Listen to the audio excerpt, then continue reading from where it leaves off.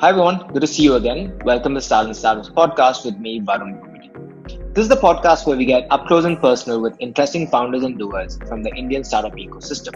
On the podcast, we hear illuminating stories of entrepreneurship and the journey of building businesses. The conversational AI chatbot space has seen a lot of action across the world after messaging services like the Facebook Messenger and WhatsApp have started enabling success of such interactions at scale. One of the leading players from India has been able to reach over 100 million devices and process over 2 billion conversations. More recently, they supported the Government of India's My Corona Helpdesk in the wake of the pandemic incredibly fast and also scaled to more than 76 million messages also extremely quickly.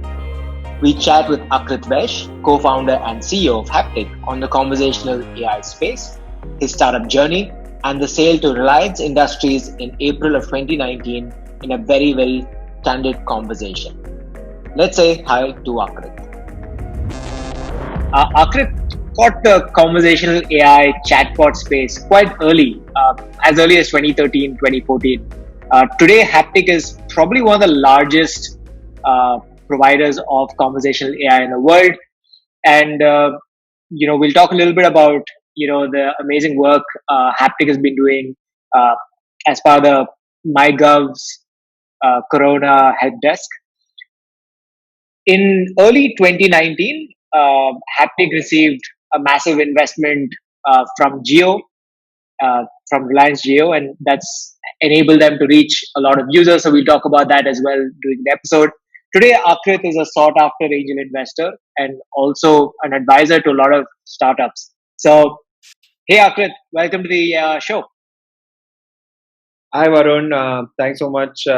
Thanks so much for having me. I know this has been overdue, so I'm happy that we can finally do this.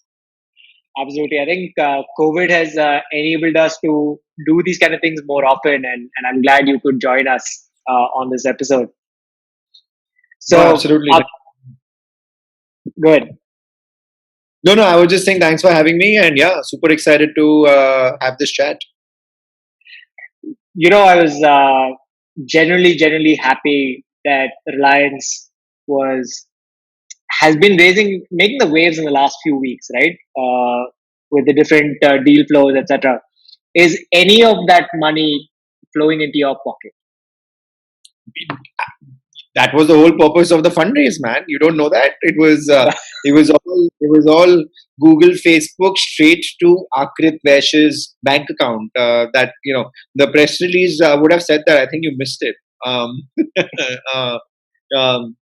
No, I mean, see, look, it's been a very exciting time for the group in general, and I think all of us, including me, continue to be amazed by what they can pull off and at the speed at which they do.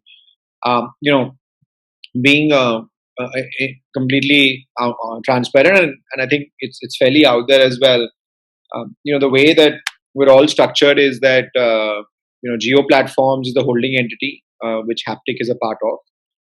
Haptik, of course, does a lot of work closely with JIO Platforms, but the mandate that we have is to try and build a large global business. And for us, being sort of just one step away from JIO Platforms means that whereas there is no direct money that comes into the company as part of these investments, it's the pool of capital that will then eventually get allocated to whatever business requires based on their growth needs. So it's great. It's a great outcome for us in general, but also, of course, JIO, and of course, it's a great story for India and India at large. Thanks for sharing. I think it's important for a lot of people to understand also what it means to be part of the JIO group of investee companies. I know in the last two and a half years they've invested in quite a few of Indian startups to create that kind of a portfolio to support some of the things that JIO has been up to. So thanks for the clarification. Was that part of also your? Most founders don't necessarily want to. They want to have good exits, but also they want to be able to scale their businesses to new heights. Was that part of the strategy to work with Geo and become part of the portfolio? Yeah, so I think for us, uh, when we started this process of fundraising, we were very clear we wanted to actually find a strategic partner. And at that point, I'll be honest with you, I was also open to all models. I was fairly open to if somebody wanted to, come sort of run this on their own, if somebody wanted to acquire us, somebody, which the sweet spot would have been private equity investors coming in or VCs coming in. I was quite open, but I was very clear that we wanted a strategic because of just the space that we were in, and I also felt that we would need that help as we go along. So um, when Geo and sort of that deal came along, and when we met them, their model, which has now become very popular, like I said, but at that time was not so popular. Their model was that, look, what basically we will do is we will invest in the company. You will work closely with us on all our projects, but your goal has to be to build your own independent business. So essentially, for us, that's what we came in with. Now, obviously, what ends up happening is those are uh, those are things that you discuss during the deal and all of that, but you also have to wait to see how it actually plays out, right? And I'll be honest, our expectation when we were doing the deal was that, look, sure, yeah, we'll get to build a business and all, but a large part of what we'll do is going to be very geocentric, and is going to be very closely with Reliance. There might be a fairly tight integration as well. That's the part that has been positively surprising for us over this last year and a half or so, which is that they have genuinely at every single step, um, in explicitly and implicitly through actions and through words, wanted to build a large business out of Haptik. So the idea is that the way they think about it is that Geo is another customer for us. Of course, it's a large customer, and of course, you have to do a lot of work at Geo. But you have to build your own global independent business out, and that's really the mandate. So every single board meeting, every single question, every single review, the one question that I always get asked is, "Where's revenue? What does the revenue trend look like? Where do you see going from 6 months from now? And what else do you need to become really, really big, really, really fast?" And yeah, so that's what obviously keeps us going and is the exciting part. You've also got a lot of large enterprise deals that has really changed the trajectory of revenue and utilization of Haptik as a platform. How did you guys land a COVID chatbot deal? Yeah, with the government. That was quite fascinating, man. So basically, so um, I'll digress a little bit before coming back to this, because one of the things that I have been really reading a lot about over the last 6 to 9 months, particularly as we become a relevant SaaS company out of India. I think before 6, 8, 9 months, we were a SaaS company, but I don't think we were big enough to be relevant, right? And honestly, I was still learning the business. You might be familiar, some others might be familiar, that we didn't start the company as a SaaS company, right? We started the company as a consumer assistant, direct to consumer platform. Yeah. We pivoted to this in late 2017.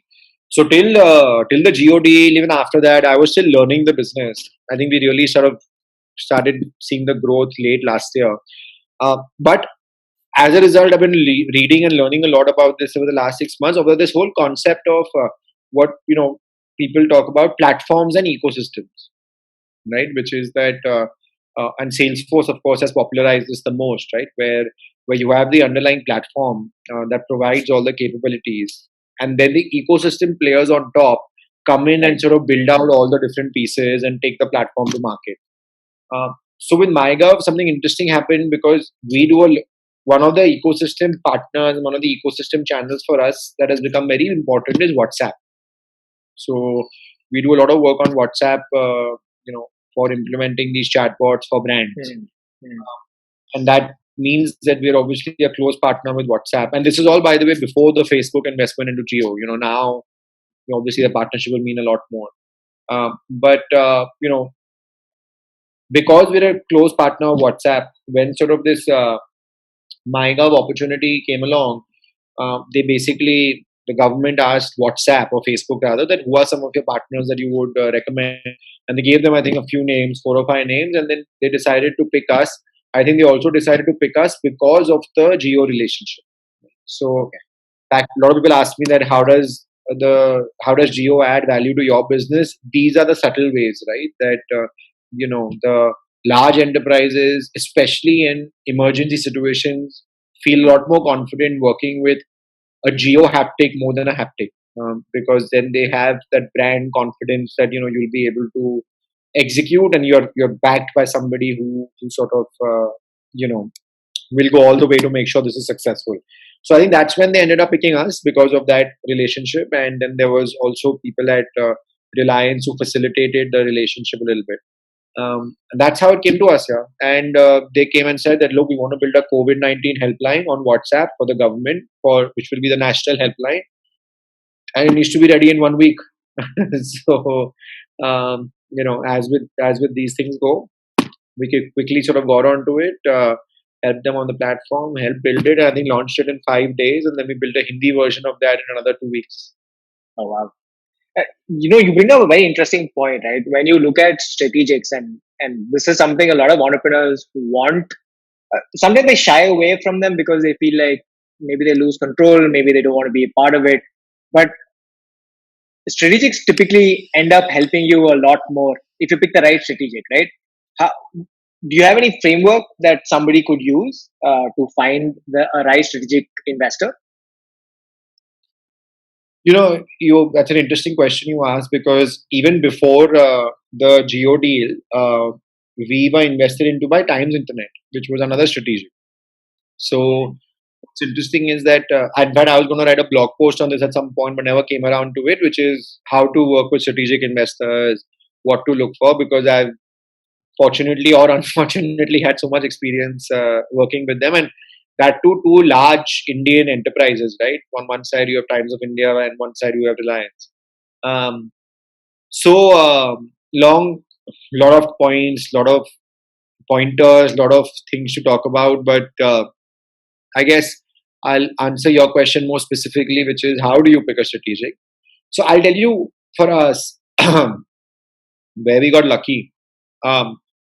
In both cases, in both the Times case as well as in the case of Reliance. And I think that is, for me, the number one thing that matters, at least in India. I don't know about others. I don't know about how Facebook or Google might operate. Maybe slightly differently. But in India, this is what matters a lot. Um, most of these companies, right, most of these large Indian enterprises are very promoter driven. And that includes the new age companies to a certain extent as well, right? If you think about Flipkart, Ola, and we've all read the stories, we've all seen the books. So they're fairly promoter led. So what matters a lot, I always think of a strategic investor like an arranged marriage situation, where you, as the startup founder or a smallish company founder, have to see eye to eye and get along with the promoter. And it might seem very intimidating because these promoters are, very, very seasoned people, and also they are celebrities in their own right? But at some level, you have to see eye to eye, and you have to see that they believe in the business as much as you do. And basically, you're getting into a partnership with them, right? And it's your third founder that is coming on board, or your fourth founder that's coming on board. And that's the key thing to look for. So in India, if you don't get to deal with the founders or promoters directly at these strategics, or at least don't get to work with them during the deal making phase, I would be careful. If you come in through the corporate development team or the M&A team or things like that, I'm not so sure. Like that's one place where you want to be slightly careful. Uh, but if you do get a chance to work with the founders or the promoters, do get to see their belief in your business. I think you can get a lot out of it. In your experience, did you have to go through a certain process to be able to have that conversation with the promoter? So again, in both cases, we were very fortunate, both in Times and Reliance, where our first meeting or introduction was directly with the promoter level folks, because of just the way the introduction happened. Um, Also, by the way, very interesting, right? And it's more true in Reliance's case than Times. The fact that the promoter wanted to have the first meeting already showed a big interest in the space and the business. So that's a big validation, right? Where if in case they don't want to, and somebody else is talking or execs are talking, then it may not be, because they are promoter run companies, it may not be something that's top of their mind or top of their interest areas. And that's where you want to be careful in terms of how it pans out. That's nice. Um, in I'm just going to take a step back on your COVID, chatbot. I read somewhere that you had 41 million conversations and 72 million interactions. That's mind blowing. How do you build for a setup like that? And you said your team built this in a week. Yeah. So again, platform and solutions, right? So essentially, our platform has been built from day one to handle that type of scale. So we don't need to do anything. When I'm talking about that week, we don't need to specifically do anything to manage scale. I mean, we had to do some things, which is expand our containers and servers and things like that. But it's not as if we have to put in like weeks of effort to handle that scale. So the platform can handle that scale from day one.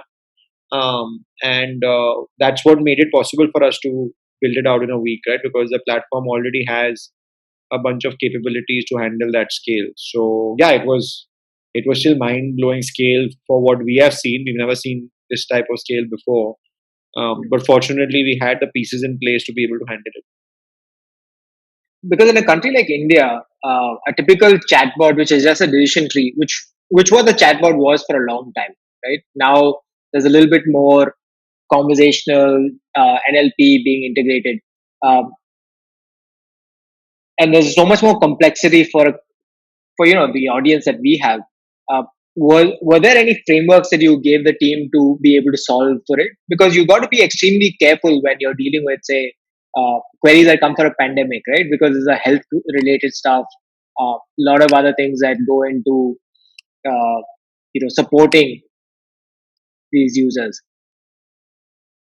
So, man, one of the things that was super surprising for us was how hands on the government was on this. It was, so to your point, I didn't have to give any framework at all, because they were so hands on. They were literally, sort of dictating every single message. You said, right? It was initially a very decision tree driven approach. They made the decision tree and gave it to us pretty much. So we don't have to do. I didn't have to put in any framework. In fact, we were acting more as, okay, look, we believe this will not work, that will not work. But they were super hands on, and they put a team of like some 10, 12, maybe 15 people on it overnight. Obviously, this is all like, imagine last week of March, right? Everybody is just like, what the hell is happening in our country right now? So we're all sort of just running around figuring out what to do. And they put in a team of people. We had a daily sync up. We had a very, very vibrant WhatsApp group of like some 30 people across both teams that were collaborating and exchanging stuff day to day. And yeah, shipping this in pretty much those few days. So we were, like I said, I didn't have to put a framework, thankfully, because they were so hands on, including the leadership in some of these teams. Uh, Great to hear. I mean, it's nice. This is the second time I've heard from a startup founder that whenever they work for the government or any of the segments of the government, they have actually got extremely good support. So at least as citizens, you're probably happy that some of these things are working the way they're supposed to. Um, but I'm curious about the chatbot space, right? You've been in this for a while, and I've as consumers you interact with. I think the most common interactions are with, say, Make My Trip as an online travel agent, or your bank, uh, be it a HDFC, etc.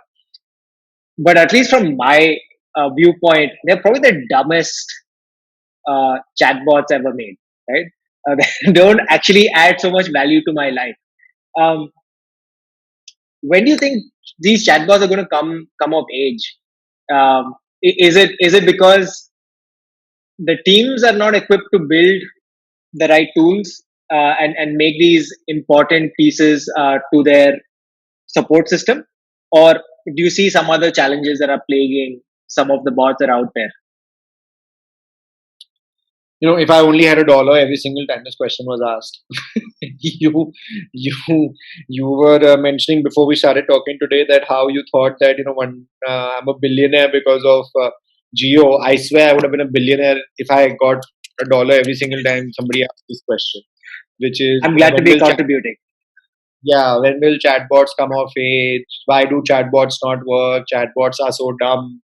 Are chatbots really going to work? And I've been answering this for 7 years now. So it's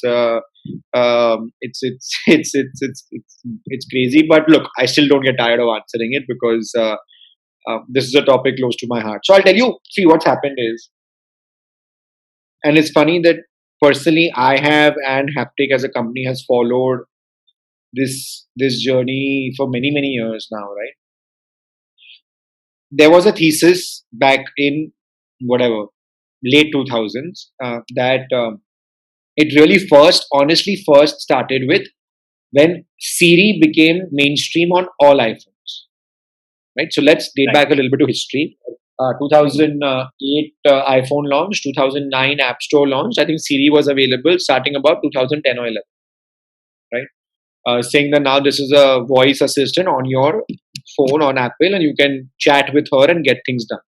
There used to be chatbot. By the way, chatbots go back to the 80s. There have been chatbots around since the 1980s, right? But this is when it became like, oh wow, this can actually be mainstream. It was on every iPhone and all of that. That prompted the first wave of companies trying to build technology or things around this, and we were part of that, right? There was, I think, when we started, there was maybe like 3 or 4 companies globally who were toying with this space. That boss, there's something over here. What can we do? Now, the unfortunate part for everybody, including us, was that Siri promised a lot but did not deliver, right? And we also all saw that promise of Siri, and we believe this is how the world will look like. You should just speak to your phone, get it done. No clicks, no opening websites, no opening apps. Turns out that there were a lot of challenges with that, and even till date now, Siri is not taken off. In fact, I would argue that genuine number of conversations and interactions processed per month, Haptik must be doing more than Siri now. A lot of people mess around with Siri to just joke with her, but how many people actually get tasks done? That's how much the world has changed in a decade, right? But so we all sort of started with this. Siri promised a lot, delivered lesser, and there were a lot of challenges, right? And if we've all seen that emerging technology graph, right? Which is, it goes to the peak of hype, then goes all the way down to the trough of disillusionment, and then there is sort of a steady state line where it's finally emerging. So this is exactly what happened with bots, where because of Siri and others, it became like this is going to solve everything in the world. They were overhyped, did not work. So now when it did not work, everybody came back and said, "Boss, this is not going to work." Went all the way back down to saying chatbots are a fail, chatbots are doomed, chatbots are over. This was around 2016. Then you finally started realizing specific things for which chatbots are very good, and that sort of trend started in about late 2017. Okay, where people said, okay, look, it could be good for these specific things, and let's sort of try and go tackle them. And now, today, in 2020, I have at least 50 case studies of chatbots at scale, which I can show have genuinely added value, created ROI, and been a better solution to anything that existed before for that same problem.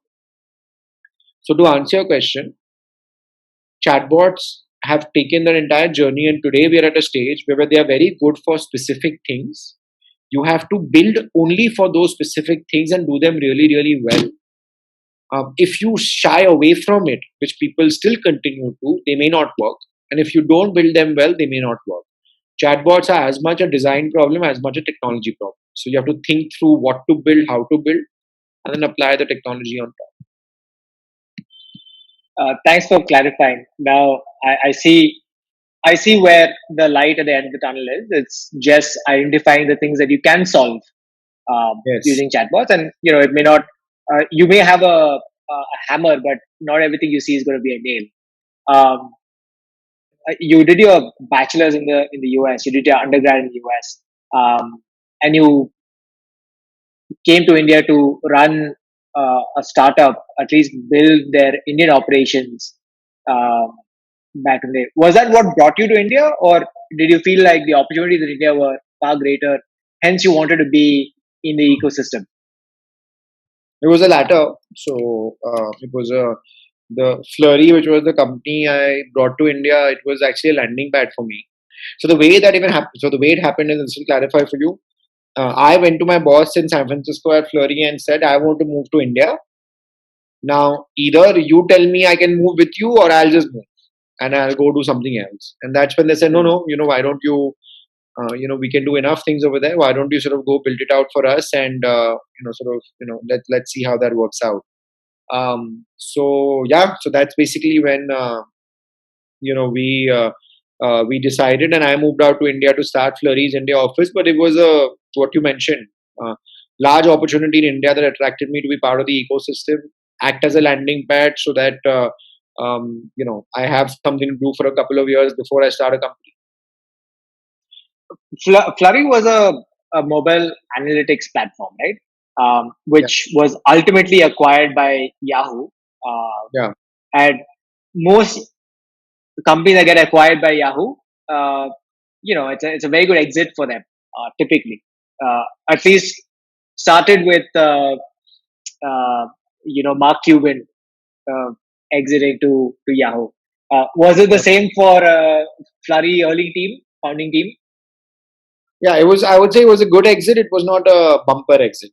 I think that's the way to think about it, because the company had raised a fair bit of cash over the years. The company had also raised a fair bit of debt over the years. So there was a lot of money to give back to the investors. But for the founding and the early team, it was a good exit. So that also got you started with investing in startups, right? Back back then. So was that the impetus which led you to start investing in as angels? Because you're a sought after angel investor. Uh, I at don't know least in about the that. in the No, it's fun working with startups. Yeah. So I'll tell you, this started in 2012 was when I made my first investment. And what gave me the impetus was, there was the Flurry piece, of course, and there was a couple of side gigs that I did while in San Francisco that also did well for me. So there was a fair bit of cash that was saved up and piled up, and I was still 26, 27 that time. So what am I going to do with all of it, right? So I think that's where it started. That saying that, look, I'd love to invest. And obviously my investing journey has really changed over the last 8 years, right? Like I said, it started in 2012. um, but I was, the way I invest, what I invest in, the reason why I invest, everything has changed so much in these 8 years, because it went from investing for fun back in the day, to investing to be relevant, honestly, in the middle, to investing to make money. And that's really that sort of journey that, and I always say this, and I will say this till sort of the end of time, which is that anybody who invests any money in anything, when you use the term invest, you do it only to make a return. Don't Nobody should say I invest because I love startups. I invest because I want to help out entrepreneurs. That's great, you should do that. But if you're investing even 5 rupees in something, the purpose of that should be to generate wealth and income, because you must respect money, right? No matter what you say. So yeah, it's been quite an evolution, changed quite a bit. And like I said, it was for fun.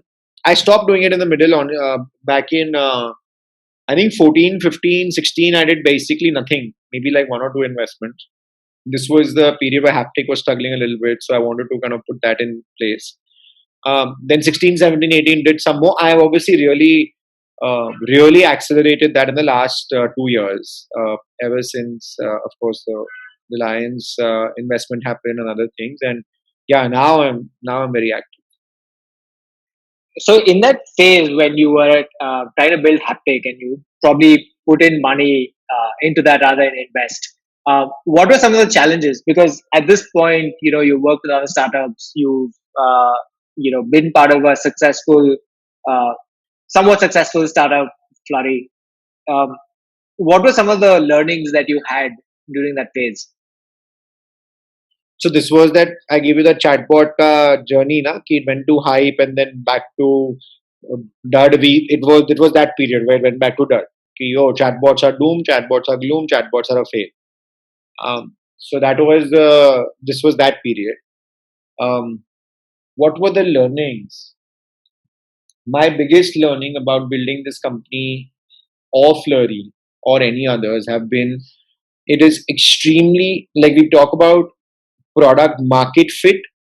I think it's product market timing fit, uh, which is the timing of which product you launch when matters so much. It's unbelievable, right? And for us, we were early, right?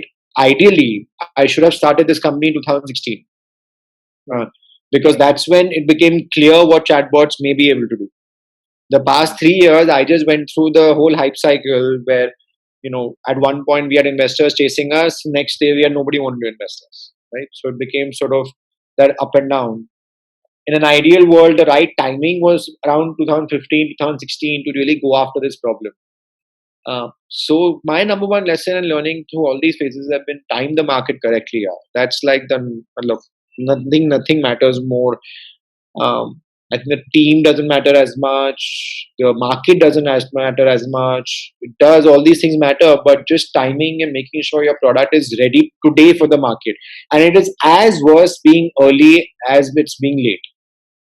A lot of people say, "Oh, I was." A lot of people very proudly say, "I was early to market," because they think I was a visionary. You know, that's crap. Yeah, Honestly, yeah. that's not correct, right? And I think I was as dumb as anybody else to start this so early, when I should have waited some more time. Which are the other industries you think are at that hype cycle has kind of dropped? Would you say AI is one of those that is still, because 1.5 years ago, I think the whole conversation was around AI and blockchain. These were Hmm. two things that were thrown around quite a lot.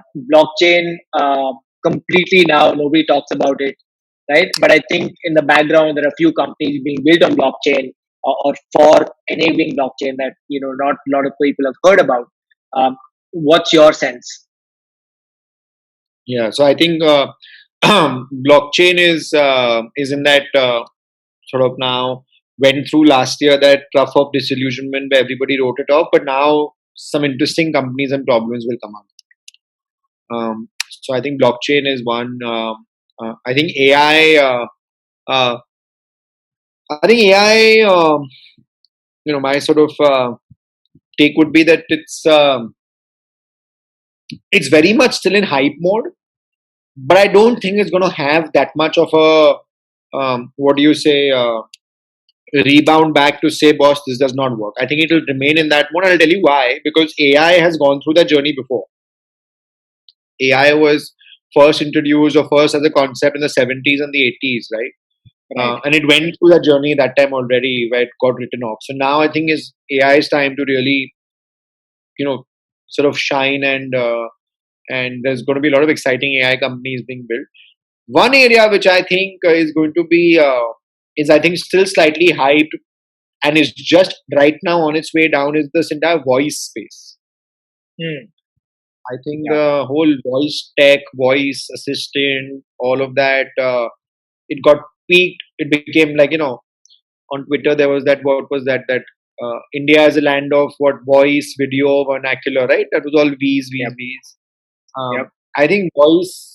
I'm not so sure. I think it's going to see it's going to come back down. It's on its way Yeah. down already. Like you got a lot lesser of voice. Now it's video vernacular more. And That's right. I think then you'll see next year some really interesting use cases being built, which are actually going to work with voice. Because the Jio portfolio does have a couple of voice companies, right? Vocal and one more. No, Vocal is not a voice company. Reverie. Vocal is not a Geo company rather. Okay. Yeah. So Geo Reverie, I believe. yeah. So Geo portfolio. I mean, technically, they're voice companies. One of them is Haptik. So we also do voice, right? Right. So eventually, I think Haptik will build out the voice portfolio also. There's no doubt. I'm just waiting and watching. I'm building out a few things in like my R&D side and trying to do some demos. But I'm waiting and watching on what this plays out. I don't want to jump into the whole voice assistant hardware space very soon. I think it'll. We are watching this space very closely, and I think there'll be a next year will be a right time to build a very interesting product. Amazing. Hey, Aakrit, are you hiring right now? What's the post-COVID scene? Yeah, we've now started hiring back again, starting the first week of July very aggressively. We have, I think, some 15 roles open in the company, which is quite a bit. So yeah, we're hiring fairly aggressively now. In the last sort of, we just started. In fact, last week is when I really got back down to it. What's the breadth of roles that you're looking for? Mostly on engineering, on the servicing side, sales. A lot of stuff on sales and marketing actually. So it's mostly all sales and marketing right now. Sales, marketing, little bit of customer success, but yeah, mostly all customer facing roles. Not so much engineering right now. We I wouldn't say we are good on engineering. We always need very high quality engineers, but we're okay. I think we can. I think we're sort of good over there for now. But the customer facing teams, because of the recent growth in business, we need a lot of people. All right. Yeah, okay. Thanks for taking the time and sharing the journey with Haptik and forward. If somebody had to reach out to you, how would they do it? Email is the best. It's Aakrit at haptik.ai. Pretty straightforward. Okay, I will leave that in the show notes. Hey guys, if you enjoy this episode, don't forget to subscribe to our channel so you can listen to a lot more amazing entrepreneurs like Aakrit right here. Okay, stay tuned.